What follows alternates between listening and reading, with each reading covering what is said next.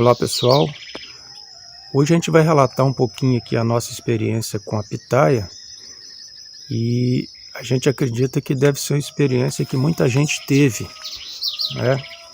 Nós obtivemos os cladóides, alguns cladóides de pitaia há cerca de 4 anos, né? Plantamos e ficamos muito felizes quando as flores chegaram.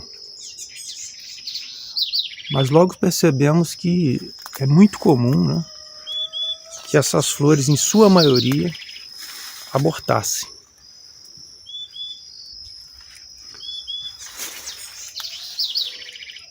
E mesmo que a gente soubesse que essas pitaias teriam que ser polinizadas manualmente, a polinização manual também não resolvia.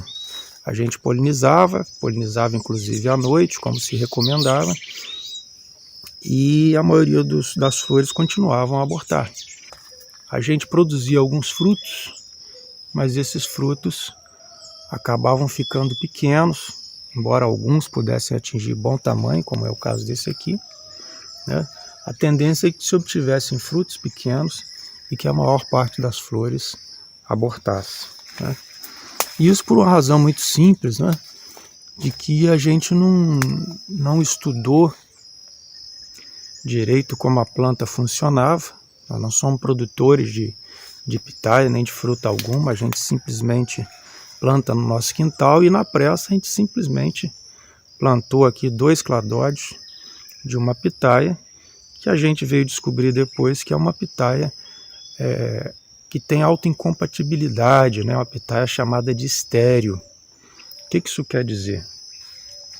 Isso quer dizer que essa planta, a flor da planta, ela não pode ser fecundada com o pólen dela mesma, né? Esse é um mecanismo que é comum, né, no mundo da botânica, em que a planta limita, né, reduz as suas possibilidades de ser fecundada com o mesmo pólen, forçando-se de alguma maneira a recorrer à polinização cruzada, como mecanismo de aumentar a variabilidade daquela espécie.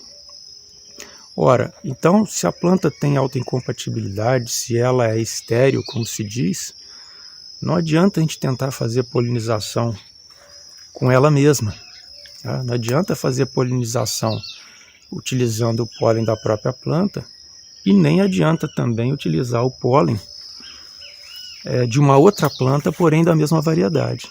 Então é o que tínhamos aqui, 2 pitaias, com 2 pitaias adultas, que produziam um pouco e que não adianta trocar o pólen entre elas. Pode ser uma polinização artificial por insetos e o resultado é sempre o mesmo, né? Poucos frutos com uma tendência de ficarem aquém do tamanho desejado. Então é isso que nós temos aqui, uma planta cuja floração resulta em poucos frutos às vezes com tamanho indesejado. E é por isso que hoje a gente está trazendo aqui, mostrando para vocês um momento de muita alegria para a gente. Nós estamos muito felizes porque aqui nós estamos hoje com a primeira floração de uma outra variedade, a paloura do Equador. Na verdade, não apenas uma outra variedade, mas também uma outra espécie, né? Já que essa aqui é da espécie Selenicerius megalanthus. A anterior era da espécie Selenicerius undatus, as pitaias de polpa branca e de casca vermelha. Essa aqui é uma espécie, né? A paloura do Equador é uma espécie que tem a casca amarela, a polpa branca e o fruto também terá espinhos. É uma flor bem diferente, né, do que a gente está acostumado a ver. A gente já percebe que os espinhos já estão aqui, vindo na própria flor. Essa é uma variedade que, ao contrário da anterior, ela é autocompatível ou autofértil, o que significa que a flor será fecundada, né, sem nenhum problema, pelo pólen dela mesma, tá? E isso facilita muito para a gente. E o interessante é que essa planta, além de ser autofértil, ela, pelas características da flor, pela morfologia floral, ela tende a ser também uma planta que se autopoliniza, autopolinizante ou autopolinizável. Por quê? Porque a parte masculina da flor, eu estou tentando mostrar isso aqui sozinho, mas é difícil.